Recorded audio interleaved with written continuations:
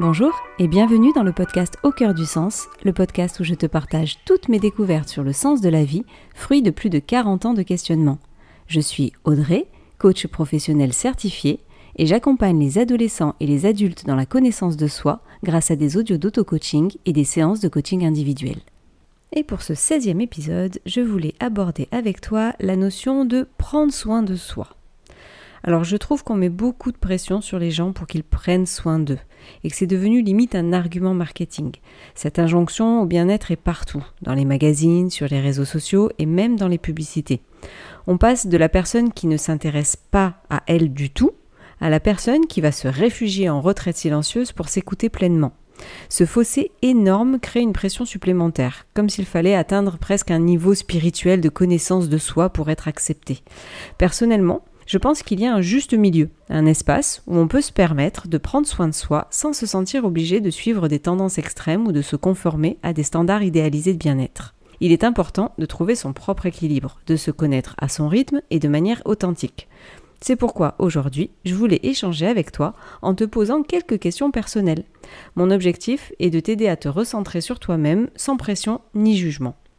Personnellement, aujourd'hui, pour moi, ça se passe bien. J'ai des journées professionnelles bien occupées, remplies de projets et de rencontres stimulantes.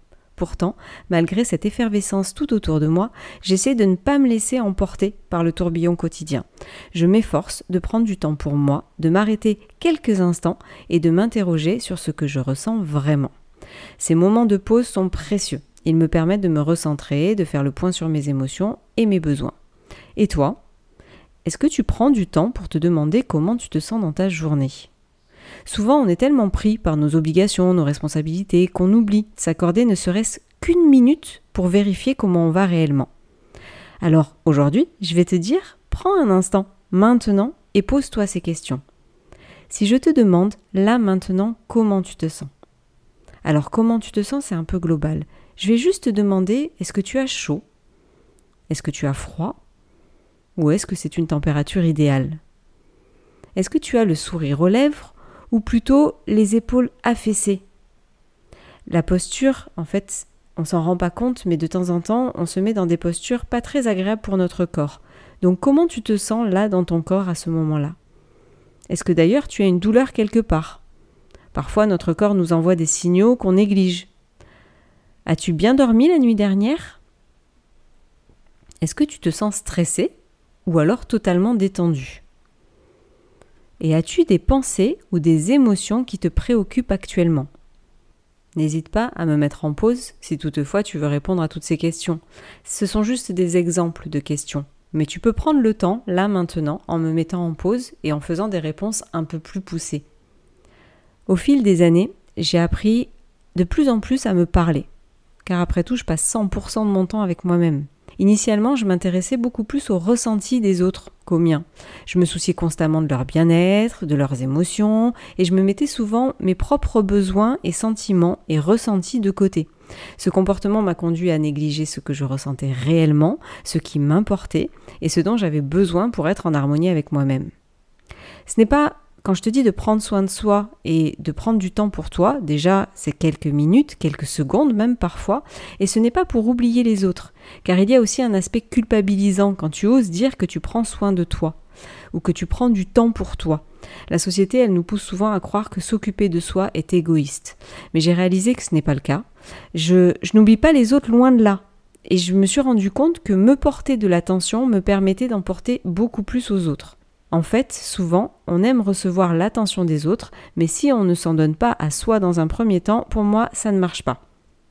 Prendre soin de soi est la première étape pour être disponible et prendre soin des autres. J'ai vécu une situation qui m'a permis de mettre le doigt sur ça, et ça m'a vraiment aidé. Un jour, j'annonçais à mon patron que j'allais voir le médecin. Si je suis honnête avec toi, je m'attendais à ce qu'il me demande « Oh, tout va bien ? Est-ce que ça va ? Vous allez chez le médecin ? Est-ce que c'est pas trop grave ?» Je m'attendais à ce qu'il montre une certaine préoccupation pour ma santé. Lorsqu'il m'a simplement répondu « Ok », mais comme ça, tu sais, avec toute l'émotion, toute la compassion que j'ai ressentie, il m'a dit « Ok », sans la moindre marque d'intérêt. Je me suis sentie surprise, presque déçue. Mais en fait, cette réaction m'a fait réfléchir. Si j'attends que les autres s'intéressent à moi, peut-être que je devrais commencer par le plus simple, m'intéresser à moi simplement. Ce jour-là, j'ai compris que je ne pouvais pas toujours compter sur les autres pour me fournir l'attention et le soin dont j'avais besoin. C'était à moi de prendre l'initiative, de me poser des questions sur mon état, de vérifier comment je me sentais, physiquement, émotionnellement, et cette prise de conscience a été libératrice. Elle m'a permis en fait d'adopter une nouvelle routine où je prends régulièrement des moments pour m'interroger sur mon bien-être, sans culpabilité, avec bienveillance et attention. En fait, régulièrement, dans la journée, je m'accorde un moment pour m'arrêter et me demander comment je vais.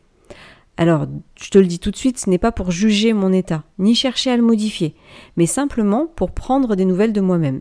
Je me pose des questions simples telles que « Est-ce que je suis assise correctement ?» ou « Est-ce que je suis avachie sur mon bureau ?»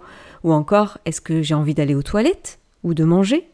Ces instants d'auto-observation sont essentiels pour moi pour rester connecté à mes besoins physiques et émotionnels. Et toi du coup, est-ce que tu t'intéresses à ce que tu ressens en ce moment ? Je vais repartir sur une petite série de questions pour toi. Est-ce que tu as faim ? Est-ce que tu as soif ? Ou est-ce que tu as besoin de faire une pause dans ce que tu es en train de faire ? Est-ce que tu te sens écouté par toi-même ? Qu'est-ce que tu ressens à ce moment précis ? L'avantage de cet exercice, c'est que tu n'as besoin de rien ni de personne pour le faire. Ce processus n'est pas donc, comme je te disais tout à l'heure, pour te juger. On a tendance à être très dur envers nous-mêmes. C'est simplement pour constater ce qui se passe en toi à ce moment précis. Par exemple, je t'ai demandé si tu avais faim. Et si tu as faim alors que tu viens juste de manger, c'est OK. Dans ce processus, il s'agit simplement de prendre quelques secondes dans le fil de ta journée pour prendre de tes nouvelles. Bien sûr, dans la continuité de ces questions, j'ai changé certaines de mes habitudes. Par exemple, tout à l'heure, je te disais avoir envie de faire pipi. Ça t'est pas déjà arrivé d'être assise, d'avoir croisé les jambes tellement tu as envie de faire pipi, mais tu es sur quelque chose et tu n'as pas envie de t'arrêter. Donc tu croises les jambes, tu serres les fesses et tu dis « je finis ça et j'y vais ». En fait, au fil des moments où je me posais des questions sur mon état actuel, sur l'état du moment, je me suis rendu compte de l'importance de prendre soin de moi par de petites attentions quotidiennes. Tu vois, souvent on dit prendre soin de soi, c'est aller se faire un massage à X euros, parce que c'est très cher les massages quand même. Prendre du temps pour soi, c'est investir, c'est... Non, en fait pour moi personnellement, prendre soin de soi commence par de toutes petites choses. Je prends le temps de me couvrir quand j'ai froid. Tu sais, de temps en temps, quand tu te rends compte que tu as froid, ça fait déjà un moment que tu as froid. Et en posant régulièrement ces questions, en l'intégrant dans une routine, tu n'as pas besoin de le faire à voix haute, tu peux le faire dans ta tête. Juste checker ton état physique, ton état émotionnel, et le froid, ça a été quelque chose où maintenant, quand j'ai froid, je me lève et je me couvre. Alors qu'avant, j'attendais d'être frigorifiée. Donc, je prends le temps, même de boire un verre d'eau quand j'ai soif. Tu sais, quand tu sens la soif, il ne faut pas attendre d'avoir soif. Je prends le temps au moment où je le ressens, au moment où je me pose la question, et après, ça devient un réflexe. Par de toutes petites actions, tout au long de la journée, en fait, je prends soin de moi mieux que personne. Bien évidemment, si tu veux pousser la chose et prendre vraiment plus de temps pour toi, parce que tu en as besoin, c'est OK et c'est très bien. Mais souvent, derrière le « oh, je prends pas soin de moi parce que j'ai pas le temps ». Le « j'ai pas le temps », je suis désolée, mais je ne l'accepte plus. Déjà, personnellement, j'ai changé le « j'ai pas le temps » en « j'ai pas pris le temps ». Parce qu'en fait, on a toujours le choix. J'ai le choix de prendre le temps de m'occuper de moi pendant une journée en ne travaillant pas. Alors, c'est peut-être pas OK avec tout le monde, et c'est peut-être pas OK même avec mon patron, mais en fait, c'est un choix. Tu sais, c'est comme les ados rebelles. De temps en temps, ils font des choses qu'on ne cautionne pas parce que c'est pas OK avec la société dans laquelle on vit. Mais quelqu'un qui a envie de s'arrêter à un moment donné pour faire une pause, ben c'est OK. Et en plus, prendre soin de soi, ça permet d'être beaucoup plus efficace sur le long terme. C'est-à-dire que si tu prends ces petits moments pour toi, tu verras, tu es beaucoup plus détendu, tu es moins dans le stress, tu as moins de pression, et du coup, ça permet de faire les choses beaucoup plus rapidement. Donc tu peux pousser, et si tu peux te faire masser tous les jours, vas-y, lance-toi. Prendre soin de soi, par contre, ça ne demande pas du temps et ça ne demande pas d'argent. C'est simplement se respecter tout au long de la journée. Quand tu as une douleur quelque part, évidemment, tu n'as pas le contrôle dessus. Mais rien que de mettre ton attention dessus, de dire « Ok, j'ai mal là, d'accord, je l'entends, je le vois ». Même si tu ne fais rien sur le moment, tu restes consciente de ton corps et de tous les messages qu'il a à te donner. Parce qu'il ne faut pas oublier que cette belle machine, elle essaye de nous lancer pas mal d'alertes. Donc s'il te plaît, pas de « j'ai pas le temps de prendre soin de moi ». Dans ta tête, tu as tout le temps. Tu vois, les questions que je t'ai posées, est-ce que tu as faim, soif, envie d'aller aux toilettes, froid, chaud, mal quelque part? Rien que ça, juste ça. Et si tu le fais régulièrement, ça deviendra un automatisme. Et ça te permettra d'être en respect avec toi-même. Et pour moi, plus je prends soin de moi, plus je suis apte à prendre soin des autres. Parce que mon énergie, elle n'est pas contrariée. Tu sais, quand tu écoutes quelqu'un et que tu as envie de faire pipi, si je prends cet exemple, tu es comme ça et tu sens que ça va pas tenir. Suivant comment est l'état de ton périnée, en plus tu dis « il faut que j'y aille, il faut que j'y aille ». Si tu prends pas soin de toi, tu peux pas prendre soin des autres.